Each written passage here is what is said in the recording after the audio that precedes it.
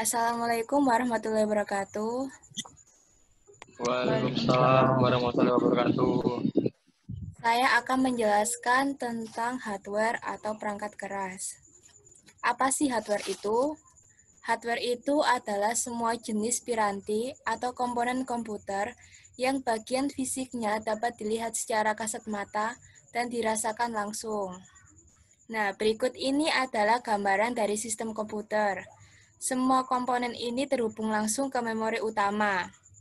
Nah, bus di sini berperan sebagai tempat data melintas dari suatu komponen ke komponen yang lain. Komponen pertama di sini ada CPU. CPU biasanya disebut sebagai otak komputer, karena CPU mengatur semua aktivitas dan jalannya semua program termasuk aplikasi atau software di dalamnya. CPU ini mengandung dua buah bagian terpenting, yaitu unit kontrol serta unit aritmatika dan logika. Unit kontrol ini berfungsi mengendalikan seluruh komponen dalam sistem komputer.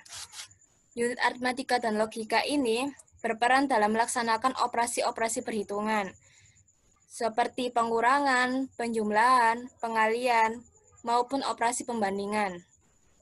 Nah, untuk komponen-komponen yang lain ini saya akan menjelaskan di slide selanjutnya. Oke, peranti masukan. Peranti masukan adalah segala peralatan yang dapat digunakan untuk memasukkan data ke dalam komputer. Yang pertama ini ada keyboard. Keyboard adalah peranti masukan yang digunakan untuk memasukkan data ke komputer. Tipe keyboard ada bermacam-macam. Salah satunya ada tipe keyboard yang dinamakan virtual keyboard atau VKB. Disebut virtual keyboard karena bentuk fisiknya. Nah, virtual keyboard ini bekerja menggunakan sinar inframerah. Dapat dilihat gambarnya ya.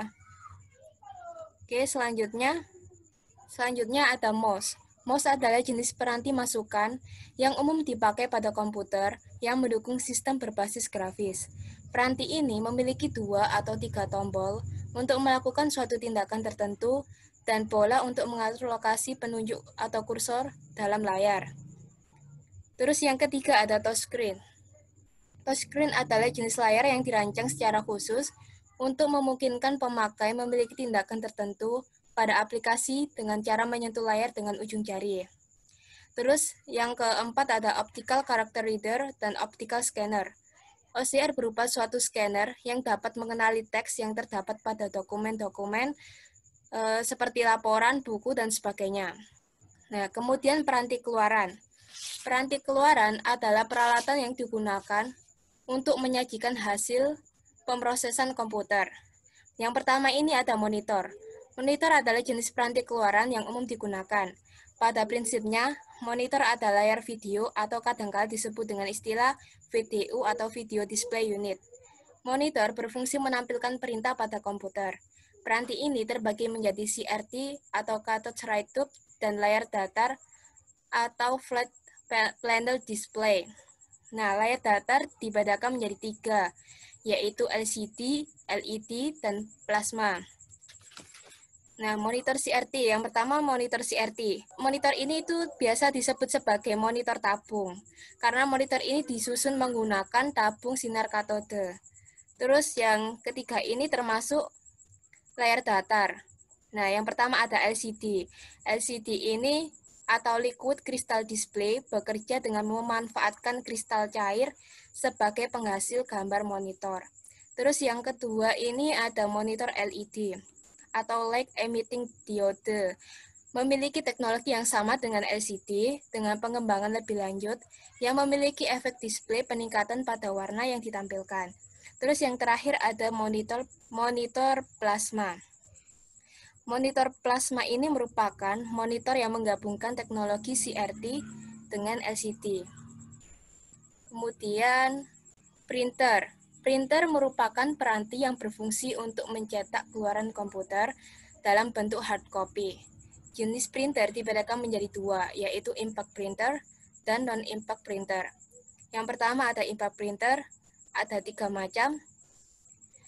Ini ada dot matrix. Dot matrix ini printer yang menggunakan kepala cetak berupa sekumpulan jarum, sehingga membentuk cetakan berupa titik-titik. Terus yang kedua ada daisy well. Daisy well ini printer yang menggunakan roda yang berisi karakter-karakter. Terus yang terakhir ini ada line printer. Line printer ini printer yang mencetak satu baris per waktu. Terus kemudian non-impact, jenisnya ada 3. Yang pertama inkjet printer. Inkjet printer ini printer yang bekerja atas dasar semburan tinta dalam ukuran titik-titik yang sangat kecil ke kertas. Nah, ini biasa kita temukan kalau dalam kalau ngeprint biasanya itu pakai inkjet printer. Terus yang kedua ini laser printer. Laser printer ini printer yang bekerja atas dasar sinar laser. Hasilnya ini berkualitas tinggi, baik untuk teks maupun gambar. Terus yang terakhir ada thermal printer. Thermal printer ini printer yang bekerja atas dasar panas pada kertas khusus yang peka terhadap panas. Terus kemudian plotter. Plotter ini dilengkapi dengan sejumlah pena berwarna yang dapat digunakan untuk membuat gambar berkualitas tinggi. Misalnya untuk membuat bagan atau grafik.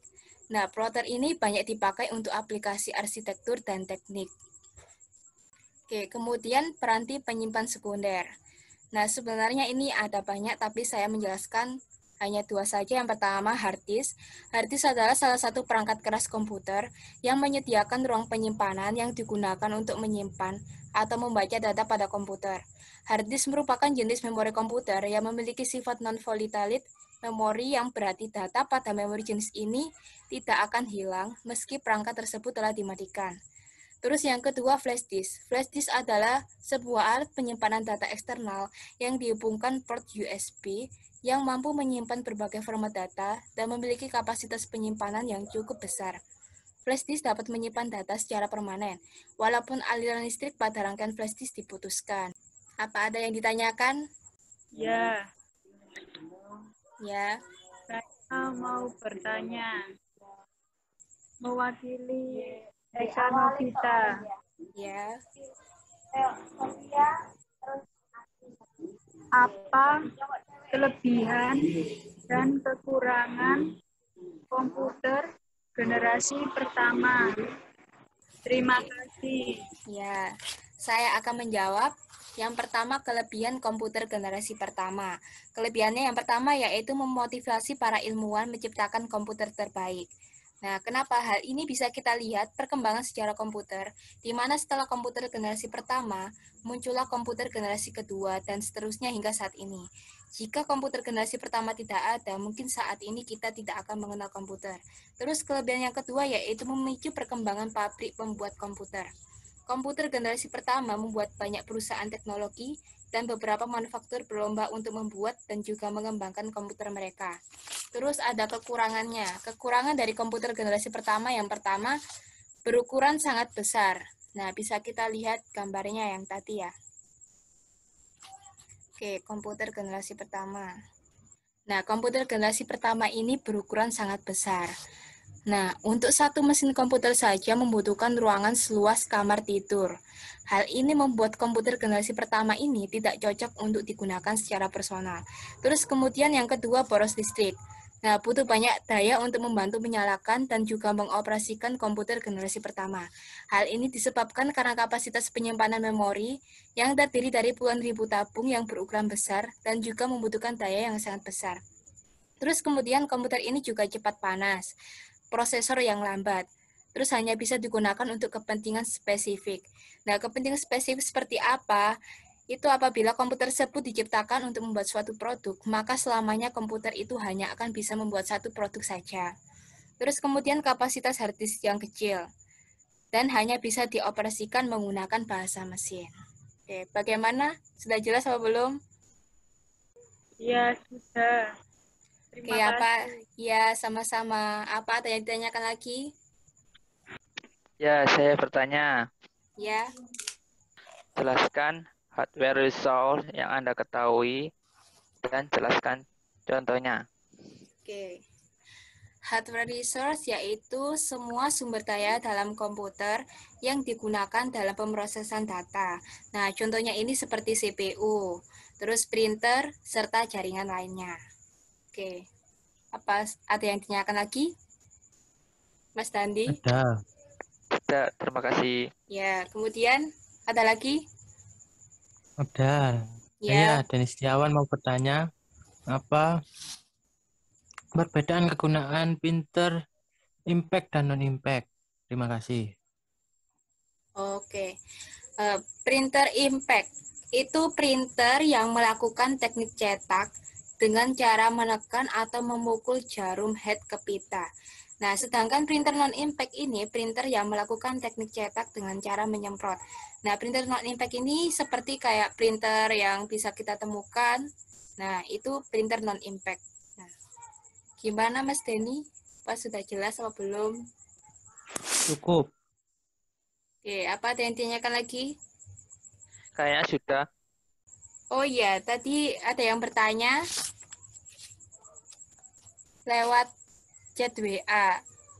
Dwi Pratama Putra bertanya, jelaskan menurut Anda bagaimana cara mengelola aset perangkat keras atau hardware. Oke, cara mengelola aset perangkat keras yaitu dengan cara memahami teknologi baru, memahami persyarat-persyarat untuk e-commerce, dan perusahaan digital, serta menentukan total biaya kepemilikan dari aset-aset teknologi. Oke, apa ada yang tanya lagi?